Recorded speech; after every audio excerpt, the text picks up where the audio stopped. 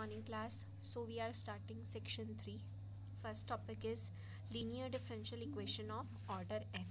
अब इसमें क्या है, देखो let a naught t a one t up to a n t, ये हमने क्या ले लिए n+1 कॉन्टीन्यूस कॉम्प्लेक्स फंक्शंस ले लिए जो किस पे डिफाइंड है, रियल टी इंटरवल आई पे, और एन एन एल एन क्या ले लिया हमने जो क्या डिनोट कर रहा है nth ऑर्डर डिफरेंशियल ऑपरेटर, जिसको किस तरीके से डिफाइन किया गया है, इस तरीके से डिफाइन किया है और लेट किया है कि ए नॉट टी यानी कि फर्स्ट कॉफिशिएंट क्या है not equals to 0 for all T belongs to I. तो कह रहे हैं देन द इक्वेशन किस टाइप की, L N X is equal to 0 where X क्या है function possessing nth derivative on I, और उसमें क्या है a naught T is not equal to 0। तो इक्वेशन नंबर 1 यानी कि एल एन एक्स को इज इक्वल टू 0 को हम क्या बोलेंगे, homogeneous nth order ordinary differential equation, और it can be written as in this form L N X is equal to 0 मीन्स इस पूरे को किससे मल्टीप्लाई कर दो, एक्स से मल्टीप्लाई कर दो। तो हम लोगों के पास ये जो इक्वेशन आई है ये क्या है आपके पास, homogeneous nth order ordinary differential equation. Next देखिए आपके पास क्या है, normalised linear differential equation of nth order. इसमें क्या आपके पास देखिए, uh differential equation is set to be normalised if coefficient of nth derivative is 1। कहने का मतलब क्या है, इस इक्वेशन को हम नॉर्मलाइज्ड लीनियर डिफरेंशियल इक्वेशन कब बोलेंगे, जब nth डेरिवेटिव का जो कोफिशिएंट है मतलब ये ए नॉट टी ये क्या होना चाहिए 1 होना चाहिए। और ये आपको किस तरीके से मिलेगा, अगर हम इस पूरी इक्वेशन को किससे डिवाइड कर देंगे, ए नॉट टी से। आपने क्या किया, पूरी की पूरी इक्वेशन को ए नॉट टी से डिवाइड किया, आपके पास ये इक्वेशन आ चुकी है। यहाँ से हमने क्या किया, d n x upon d t n की वैल्यू निकाली, तो ये सारी की सारी टर्म्स क्या हो जाएंगी, नेगेटिव में आ जाएंगी, और इसको हम इस फॉर्मेट में लिख सकते हैं, बिल्कुल लिख सकते हैं। तो this is the linear differential equation of order n। Next देखिए क्या है आपके पास, solution of nth order differential equation. तो by solution of nth order linear differential equation we mean a continuous function phi having derivatives up to n order and satisfy the above equation, that is this। कहने का मतलब क्या है, जो आप linear differential equation define कर रहे हो उसके सॉल्यूशन से क्या मतलब है कि एक कॉन्टीन्यूस फंक्शन फाई एग्जिस्ट कर जाए जो इस इक्वेशन को क्या कर दे, सेटिस्फाई कर दे। ठीक है, फर्दर इफ कह रहे हैं टॉ xi one xi two up to xi n D से बिलोंग करे, डी क्या है डोमेन, तो कह रहे हैं अगर ये एग्जिस्ट कर रहे हैं इसका मतलब क्या है, इनिशियल वैल्यू प्रॉब्लम भी क्या कर रही है, एग्जिस्ट कर रही है सच दैट वो किस तरीके से होल्ड कर रही है, इस तरीके से phi of tau is equal to xi one phi dash tau is equal to xi two up to phi n minus 1 tau is equal to xi n. कहने का मतलब क्या है, जब हमें 3 लीनियर इक्वेशंस दी होती हैं 3 वेरिएबल्स में एक्स वाई जेड, तो आप क्या करते हो, एक्स वाई जेड की वैल्यू निकालते हो, मतलब जितने वेरिएबल्स एग्जिस्ट करते हैं उतनी इक्वेशंस एग्जिस्ट करती हैं ना उसके कॉरस्पॉन्डिंग। तो सेम वे में अगर ये कंडीशन एग्जिस्ट कर रही है तो उसके कॉरस्पॉन्डिंग इसको भी एग्जिस्ट करना पड़ेगा। नेक्स्ट देखिए आपके पास क्या है, matrix notation, reduction to a system of first order differential equation. अब हम क्या कर रहे हैं, रिड्यूस कर रहे हैं फर्स्ट ऑर्डर डिफरेंशियल इक्वेशन में, यानी कि we reduce the nth order differential equation, इस तरह की nth ऑर्डर डिफरेंशियल इक्वेशन को हम रिड्यूस कर रहे हैं as follows.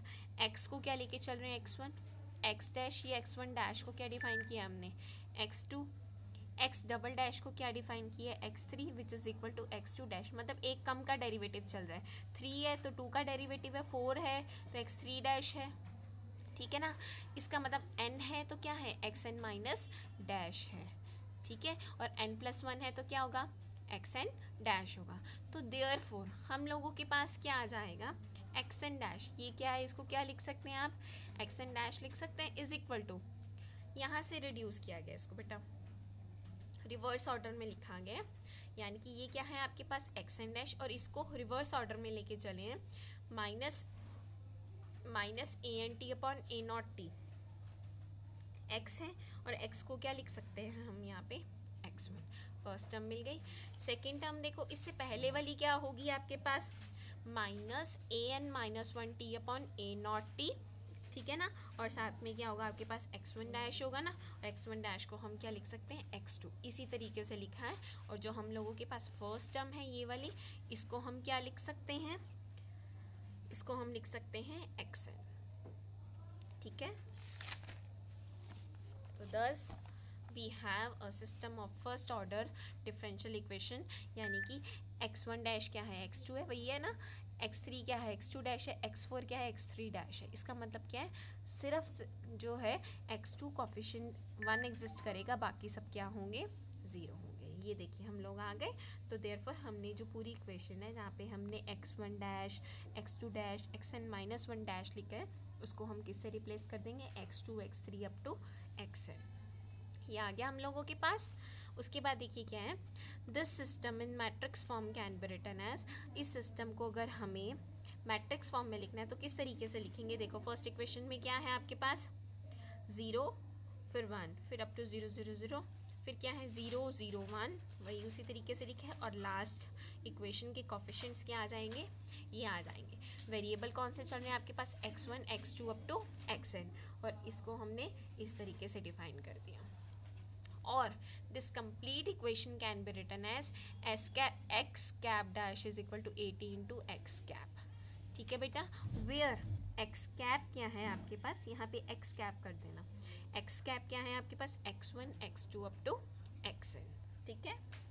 This is the linear system with continuous coefficient matrix A on interval I. So there exists a vector solution of this problem satisfies some initial condition of this type where t belongs to I. तो ये क्या कह रहा है, ये कैसा system है, ये लीनियर सिस्टम है जिसके क्या है कॉन्टिन्यूस कोफिशिएंट है इन द मैट्रिक्स A। तो कह रहे हैं इसके कॉरस्पॉन्डिंग क्या होगा, एक वेक्टर सॉल्यूशन एग्जिस्ट करेगा जो इस टाइप की इनिशियल कंडीशन को क्या करेगा, सेटिस्फाई करेगा। Thus the first component of phi will satisfy, phi one tau क्या हो जाएगा xi one, phi one dash tau क्या हो जाएगा xi two up to phi n-1 tau क्या हो जाएगा जाई n। नेक्स्ट देखिए क्या है आपके पास फंडामेंटल मैट्रिक्स।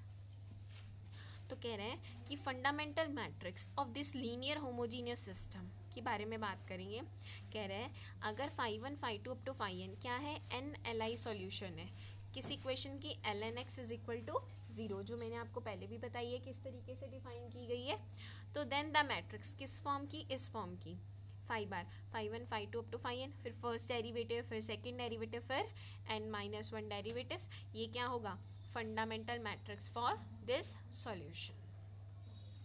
नेक्स्ट देखिए आपके पास क्या है Wronskian of nth order linear differential equation. Wronskian के बारे में बात करेंगे। तो रंस्कियन क्या है, इसका determinant, the determinant of this matrix phi bar, इसको क्या बोलेंगे Wronskian of nth order linear differential equation किस फंक्शंस के रिस्पेक्ट में phi one phi two up to phi n, और इसको किस तरह से डिनोट करेंगे रंस्कियन को W से डिनोट करते हैं, n फंक्शंस का है ना, phi one phi two up to phi n क्या होता है वो डिटर्मिनेंट होता है किसका, कौन सी मैट्रिक्स का, फाई बार का डिटर्मिनेंट होता है।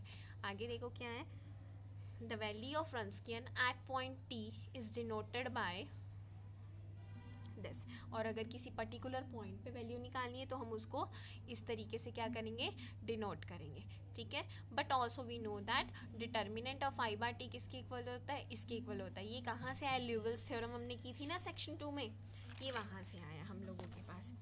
Therefore determinant of phi bar T is equal to determinant of phi bar tau exponential of this. देखो यहाँ पे क्या है ट्रेस ऑफ AS है ना, इसका मतलब कि A मैट्रिक्स की क्या करना है डायगोनल एलिमेंट्स का सम करना है। और आपके पास A मैट्रिक्स है कौन सी, यही तो है। इसके डायगोनल एलिमेंट्स देखो कौन से 0 + 0 + 0 + 0 अप टू ये बचेगा ना, यानी कि अल्टीमेटली आपके पास सिर्फ यही एलिमेंट बचेगा डायगोनल एलिमेंट्स का जब हम सम करेंगे। तो आपके पास ये आ गया। तो ये आपके पास रंस्कियन की डेफिनेशन थी। नेक्स्ट आगे हम नेक्स्ट वीडियो में कंटिन्यू करेंगे। Thank you so much.